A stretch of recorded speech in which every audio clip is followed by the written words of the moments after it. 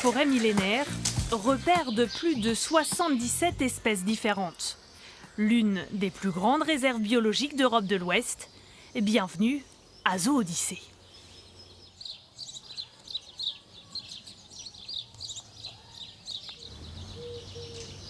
Réveil en douceur, au cœur de la forêt de Chizay. La mini-ferme s'anime, c'est l'heure du nourrissage.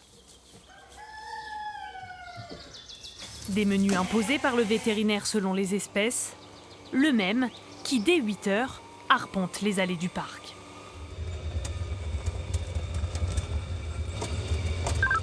Bon, Anthony, on est devant les élans là, on fait le tour et puis on arrive. Tout le temps relié avec ça. Ça permet de savoir un peu qu'est-ce qui se passe partout sur le parc, s'il y a quoi que ce soit, d'être rapide à intervenir s'il y a un problème. Ce matin, pas d'urgence. L'intervention est prévue depuis plusieurs jours.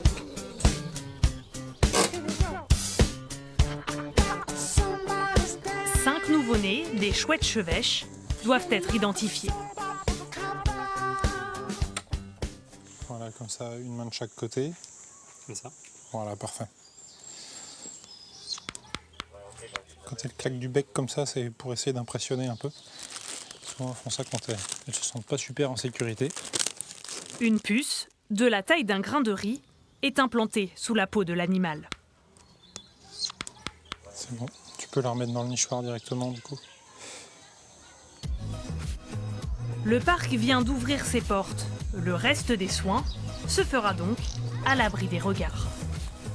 Là, je suis en train d'attraper le faucon, donc du coup, je mets des gants parce que avec les serres et puis le bec, il peut faire un petit peu mal. D'ailleurs, les gants ont déjà un peu souffert.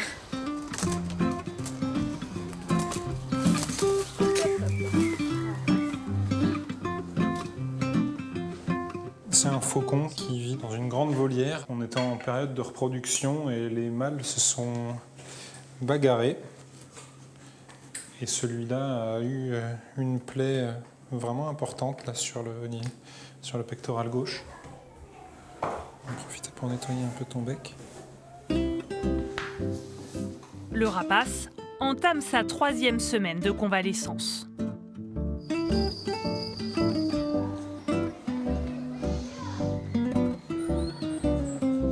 Zoo-Odyssée, c'est donc un parc animalier, mais aussi un lieu de recherche et de conservation des espèces européennes. Le parc travaille en lien avec des écoles du département. 180 classes sont concernées. Le but, sensibiliser les futurs citoyens à la préservation de l'environnement. La pédagogie, l'un des cœurs de cible du parc. Sur ces 30 hectares, une partie est dédiée à l'élevage conservatoire. Nos 2 premiers poussins de l'année, il faut les nourrir à la pince. Nous, comme le ferait la mère, on va reproduire ce comportement-là. Ces outardes sont nourries toutes les heures depuis leur naissance. Des poussins d'habitude voraces, 200 à 250 insectes par jour sont nécessaires pour rassasier les petits.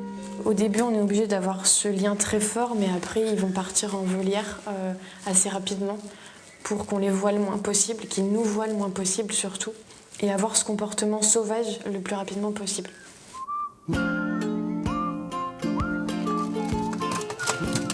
Les oiseaux passeront ensuite un moment dans cette volière, avant d'être relâchés dans la nature. Le but, renforcer les populations sauvages dans les plaines du centre-ouest.